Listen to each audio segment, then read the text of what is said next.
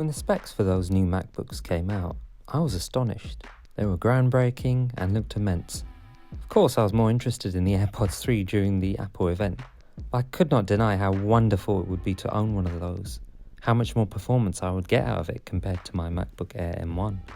For certain variants, you could pick up 2 MacBook Air M1 models with them. I will be going through the features and specs in order to fully justify whether or not you should actually upgrade to these. So the tagline Apple have used here is supercharged for the pros. The M1 Pro and Max chips are super fast with increased battery life and groundbreaking performance.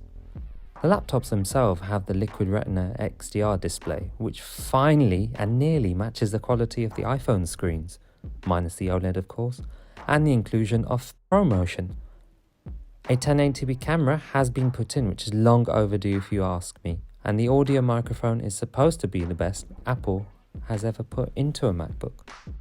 To 10-core CPU, 16-core GPU, up to 32GB customizable unified memory, and up to 200GB per second memory bandwidth, and they've described it as scarily fast.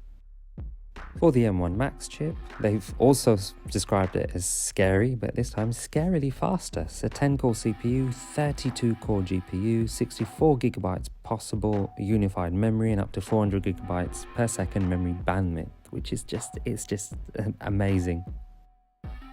According to Apple, the M1 Pro and the M1 Max at their peak can deliver 1.7 times more performance than the latest 8-core PC laptop chip in the same power bracket, and they match the highest performance levels of the PC chip at 70% less power. And in terms of graphical horsepower, the M1 Pro consumes 70% less power at its peak than a PC laptop that's got a GPU, which is amazing to say the least.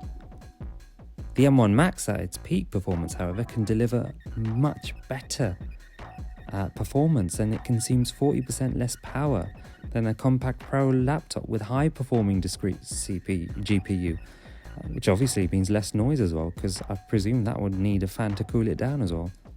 And compared with a high-end laptop with discrete graphics, the M1 Max delivers similar performance with 100 watts less power, obviously because Apple's optimized it. Now, Apple's given a few basic benchmarks for some software packages. I'm going to just look at Xcode's for a second.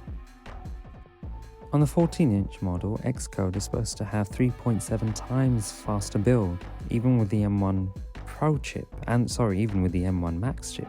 And they've compared it to an i7 version of the MacBook Pro, and it's a lot slower. With the 16-inch model, it's 2.1 times faster with the M1 Max chip. And they've compared it with a Core i9 MacBook Pro model, which is just mind-boggling.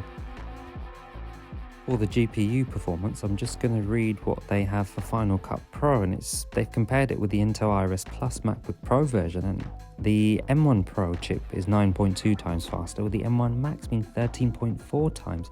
Now that's on the 14-inch model, and the 16 one, which is obviously saying faster 8K render speeds, 2.9 times faster for the Max one, and the M1 Pro comes out at 1.7 times faster, and that's with the MacBook Pro, the Radeon Pro 5600M chip.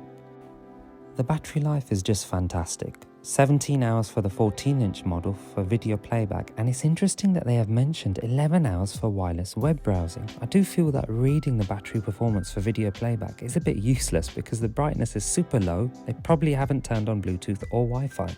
Now the 16-inch model says 21 hours for video playback or 14 hours for web browsing.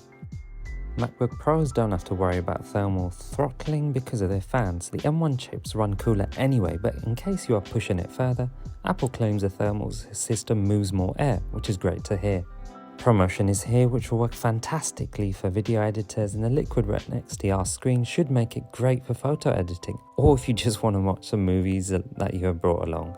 It has 3 studio quality mics, same as before. However, Apple says there will be up to 60% lower noise floor.